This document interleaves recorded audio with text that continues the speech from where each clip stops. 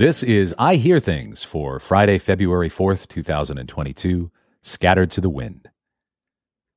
So there's no you-know-who in this podcast today. I think you've had plenty of that guy this week.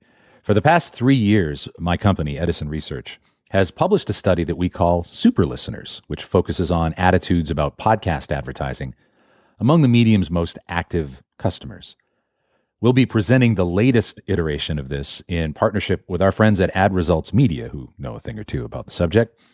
And we're going to do a free webinar on this on February 16th. And I'll leave a link to this in the show notes. This is the second year that Ad Results has partnered with us, and I'm looking forward to getting back on the Zoom stage, at least, with their CEO, Marshall Williams.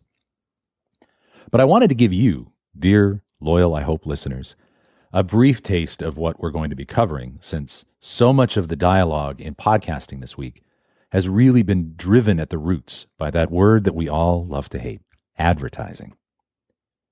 Our thesis for the Super Listeners Project has always been simple. Each year, we survey the heaviest listeners of podcasts. That's 5 or more hours per week by our definition. Now, I'm sure you listen to a lot more, but you listen to this podcast, so you're probably weird.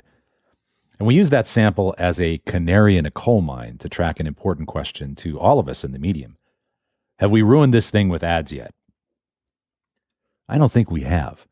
But as I've said numerous times in this space, the halo effect of podcasting on a bad ad or on too many ads is nil. A crappy ad is a crappy ad, and running it on an engaging true crime podcast isn't going to save it. In fact, it might even make it worse. This has always been the danger of programmatic advertising in podcasting. Now, at some point, it's going to be really, really great when we can easily buy and place the perfect ad on the perfect podcast. Look how much better Facebook ads are today compared to where they were 5 or 6 years ago. But before we get to that point, we have a lot of crap to listen to. Now, the only oblique mention I'll make here of the podcaster who will not be named is that his exclusive deal is the centerpiece of an advertising strategy. Now, sure, to some extent, he's driven usage of the platform that hosts him, and by extension, even driven listeners to discover other podcasts on that platform, in fact, grown the entire medium. But he also drives advertising buys, and those buys are not just to his show. Now, I've been reading all week about the importance and the import of these exclusive deals to podcasting, both for good and for ill. But I want to make a distinction here about the use of the word exclusive. Our ivermectin chugging friend is not exclusive to Spotify. No. In fact, you can get the best of his show every week in clip form on YouTube, and it's getting millions of views every week. The exclusivity that's in play here is exclusive access to advertise in a specific show, but access to that audience is not exclusive. They can always be reached in other ways.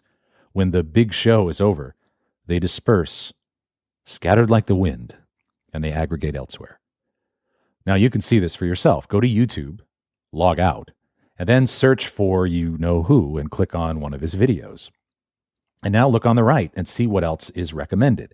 I got Lex Friedman, Jocko Willink, a few episodes of Hot Ones, a documentary on Chris Farley, and a whole bunch of crap on NFTs. I think I'll watch the Farley thing. In any case, no one has exclusive access to me or to you. When the bar at Applebee's closes, we're off to B-dubs. Now, I was reminded of this when I reviewed this next data point from our upcoming Super Listener study. And again, I'll leave a link to register in the show notes. And this is a point really about the nature of these exclusive deals. Now, before I tell you this data point, keep in mind the sample here. It's 1,000 weekly podcast listeners who listen to more than 5 hours of podcasts per week. And here it is. We asked them, if your favorite podcast became exclusive to a specific service, would you be willing to use that service? 87% said yes. Now, if you are the sort of person who is nervous about concepts like platform lock-in, then you might read this as a validation of your fears. If your favorite show went exclusive to, Farmers Only, I had to pick something here, then 87% of the heaviest users of podcasts would be willing to pick up stakes and migrate on over to the country. Data points like this one certainly encourage platforms to make these kinds of exclusive deals. But, as always, there is another way to read data like this. All of those people willing to try Farmers Only to listen to their favorite podcast are also willing to leave their existing platforms just like that, at least for that show. And maybe only for that one show. And when that show is over, either for real or creatively, off they go again somewhere else. The ease of switching is minimal. I mean, look what else super listeners do. 90% subscribe to a video streaming service like Netflix or Amazon Prime Video. 52% subscribe to a premium service like HBO or Showtime. 49% subscribe to a live TV streaming service.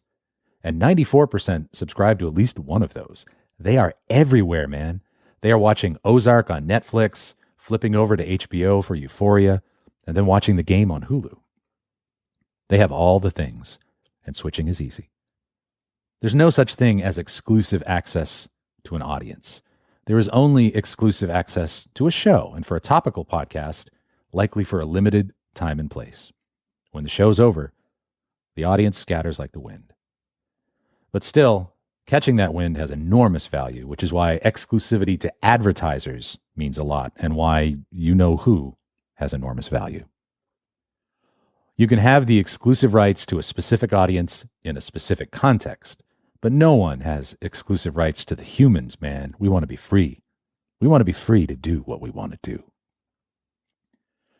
So we're going to be diving deep into the attitudes that super listeners have about the quality and quantity of ads, the efficacy of host-read versus pre-produced spots, and the actions that super listeners tell us they take as a result of hearing podcast advertising, which, I have to say, can be absolute magic when it all aligns. So I hope you'll join Marshall and I to break down year 3 of super listeners in a couple of weeks. Until then, I hope you found some value in this, native advertisement for the webinar. I hope ads still work because my dog Walnut, he's eating us out of house and home.